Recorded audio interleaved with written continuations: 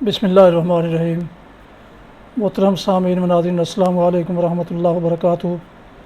امید ہے آپ اللہ تعالیٰ کے فضل و کرم سے خیریت سے ہوں گے۔ اللہ تعالیٰ آپ کو، آپ کے اہل خانہ کو ہمیشہ اپنے حفظ و امان میں خوش رکھے۔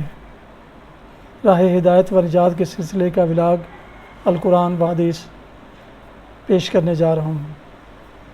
شروع کرنے سے پہلے گزارش ہے کہ میرے یوٹیوب چینل جس پر یہ روحانی اور قرآنی ولاگ اپلوڈ کیا جاتا ہے اس کا نام راہ ہدایت ہے، تو اس کو سبسکرائب کر لیں، لائک کریں اور بیل آئیکن کو پریس کرنا نہ بھولیں تاکہ آئندہ آنے والے ایسے روحانی اور قرآنی ولاگز آپ تک باقاعدہ اور بر وقت پہنچتے رہیں۔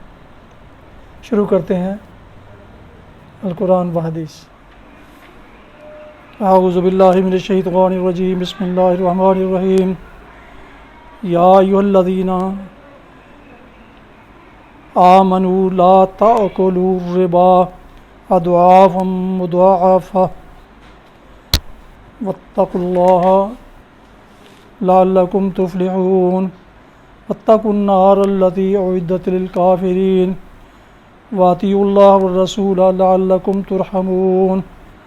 وسارعوا إلى مغفرة من ربكم وجنة عرضها السماوات والأرض أعدت للمتقين الذين ينفقون في السراء والضراء والكاظمين الغيظ والعافين عن الناس واللہ یحب المحسنین۔ صدق اللہ العظیم۔ ابھی آپ کے سامنے سورہ آل عمران کی آیات مبارکہ 130 تا 134 کی تلاوت پیش کی گئی۔ اب اس کا اردو ترجمہ پیش کی جاتا ہے۔ یا ایھا الذین آمنوا لا تأکلوا الربا اضعافا مضاعفہ، اے لوگو جو ایمان لائے ہو، یہ بڑھتا اور چڑھتا سود کھانا چھوڑ دو اور اللہ سے ڈرو، امید ہے کہ فلاح پاؤ گے۔ اس آگ سے بچو جو کافروں کے لیے مہیا کی گئی ہے، اور اللہ اور رسول کا حکم مان لو، توقع ہے کہ تم پر رحم کیا جائے گا۔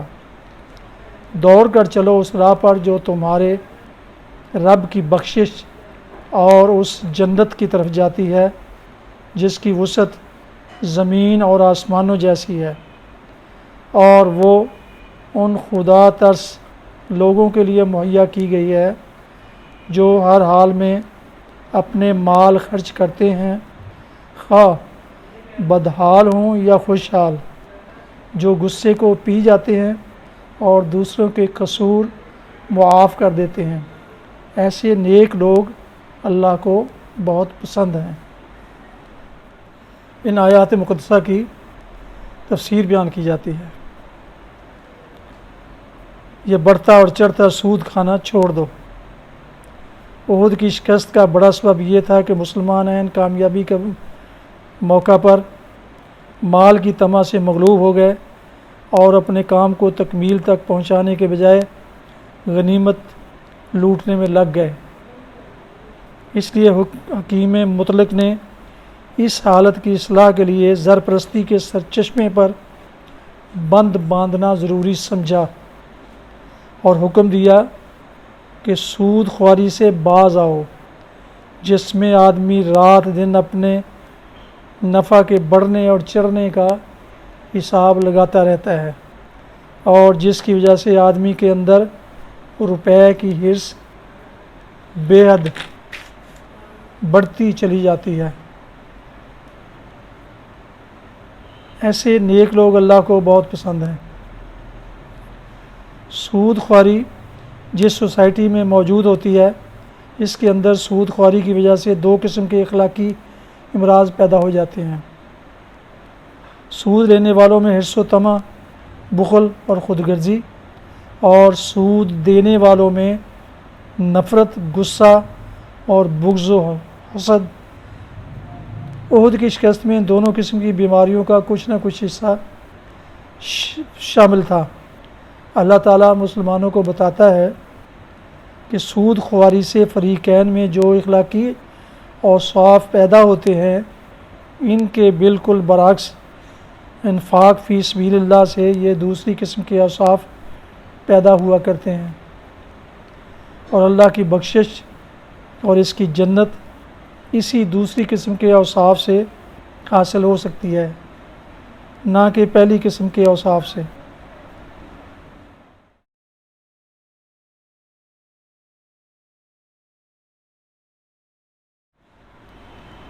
آج کی حدیث مبارکہ حضرت ابو ہریرہ رضی اللہ عنہ سے روایت ہے، رسول اللہ صلی اللہ علیہ وسلم نے فرمایا، پیر اور جمعرات کے روز جنت کے دروازے کھولے جاتے ہیں، پس ہر اس بندے کے گناہ معاف کر دیے جاتے ہیں جس نے اللہ کے ساتھ کسی کو شریک نہ ٹھہرایا ہوا ہے، سوائے اس آدمی کے کہ اس کے اور اس کے کسی مسلمان بھائی کے درمیان دشمنی ہو۔ پس کہا جاتا ہے ان دونوں کو مہلت دی جائے یہاں تک کہ یہ صلح کر لیں، ان دونوں کو صلح کرنے تک مہلت دی جائے۔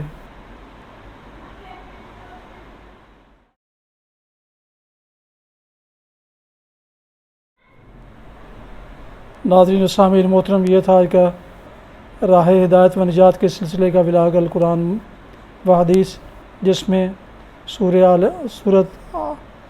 آل عمران کی آیات مبارکہ 130 تا 134 کی تلاوت، ترجمہ